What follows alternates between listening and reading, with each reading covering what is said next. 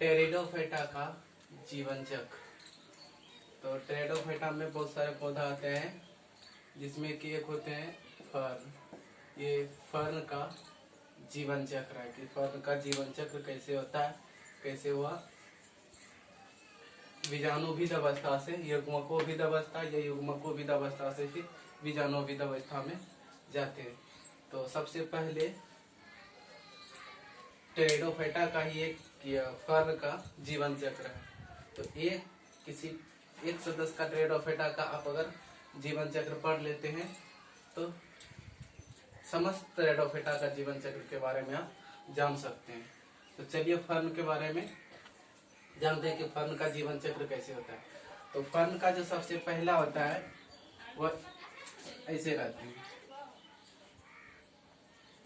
इसी संरचना में रहता है फर्न का, और इस पे लंबे लंबे पत्ता पाए जाते हैं जिसे जीवाणु पर्ण कहते हैं। पर्ण का मतलब होता है पत्ता से। और इसी पत्ता पर, इसी पत्ता के नीचे नीचे बीजाणु पाए जाते हैं, और कई सारे बीजाणु पाए जाते हैं। पहला जो फर्न का पौधा रहेगा इस तरह से रहते हैं, ये बीजाणुविद अवस्था में रहते हैं। और इस पत्ता के नीचे कई सारे बीजाणु पाए जाते हैं, और कई सारे जब बीजाणु पाए जाते हैं तो एक साथ, तो उसको कहते हैं वैसी संरचना को कहते हैं सोरस। सोरस ऐसी संरचना होता है जिसपे कि कई सारे बीजाणु पाए जाते हैं। तो फिर एक बीजाणु को यहाँ पे हम बनाए, एक बोलते हैं बीजाणु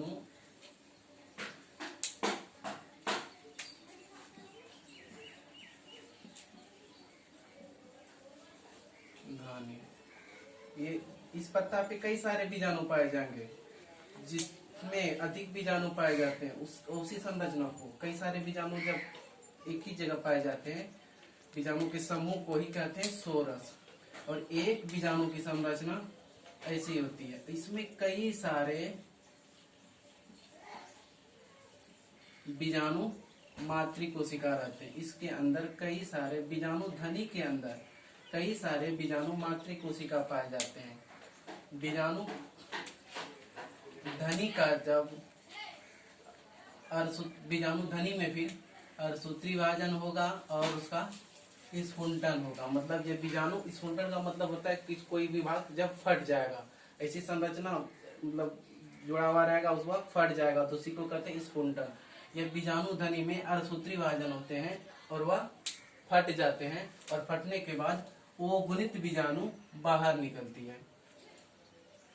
फटने के बाद, स्फुंटन के बाद वो गुणित बीजाणु बाहर निकलते हैं। बाहर जैसे निकलते थे यहाँ तक संरचना में ये 2n में रहता है, मतलब दो गुणित रहता है। जैसे इसका स्फुंटन हो जाएगा तो इसमें बीजाणु जो बाहर आ जाएंगे वह ओ गुणित हो जाएंगे। बीजाणु बाहर आ जाते हैं और यह हवा के माध्यम से तैरते हुए जमीन पर आ जाते हैं। जमीन पे आ जाने के बाद इसमें अंकुरन होगा और इस प्रकार की संरचना बना लेंगे। अंकुरन के बाद फिर ऐसी संरचना बनने के बाद ये थैलस की संरचना में बन जाते हैं। और ऐसी संरचना रहे इसको थैलस बोलते हैं।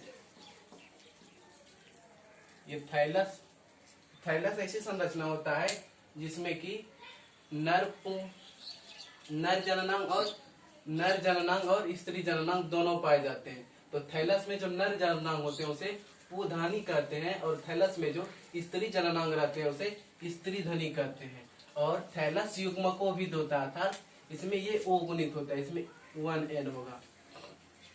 और नर युग्मक को अगर यहाँ से निकाल कर यहाँ एक अलग संरचना में बनाया जाए तो इस प्रकार की संरचना होती है। ये नर युग्मक है। फिर नर युग्मक बनने के बाद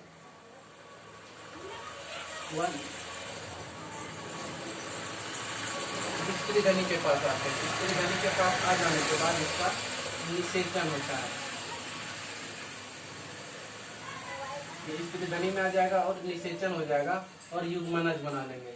जैसे ये युग्मनज बन जाएगा तो यह एक n इसके पास था, एक n इसके पास, मतलब एक n नर जननांग के पास होगा, एक n स्त्री जननांग के पास होगा। जब दोनों का एन मिल जाएगा, स्त्री जननांग का अंग और नर जननांग का, तो बन जाएगा 2n। तो युग्मनज में जो होते हैं 2n होते हैं।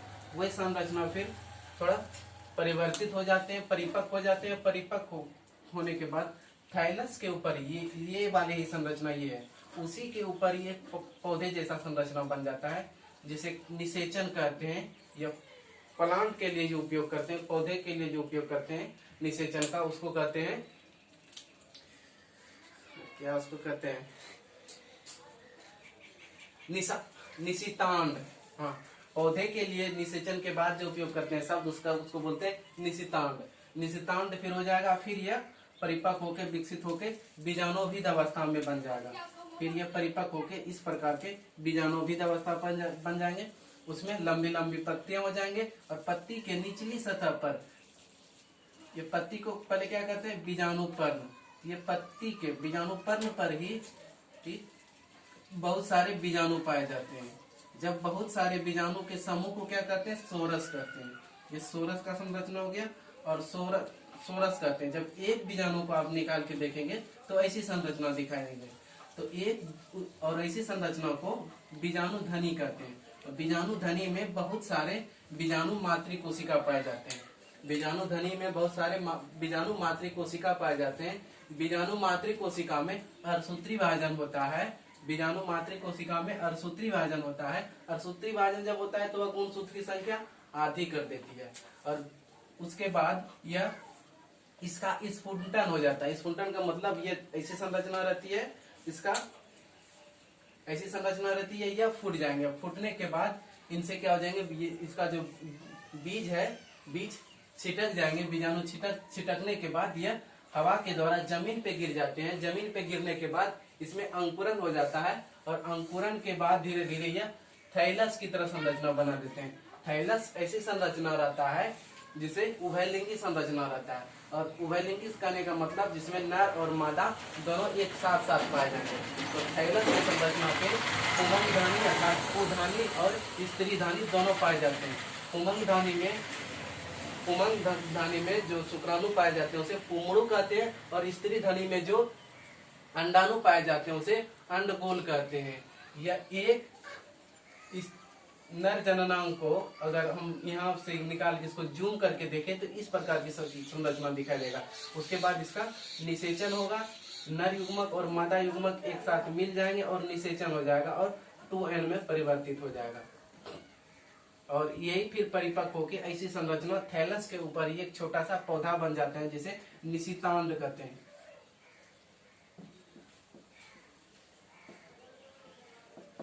निशितांड मतलब निशितांड कोई अलग शब्द नहीं होता है।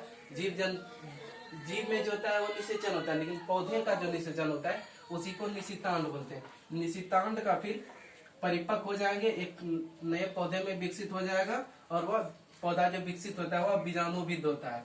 बीजाणुविद पर बीजाणु पर्ण पाया जाता था, बीजाणु का पत्ते पाए जाते हैं। पत्ते के निचली सतह पर ही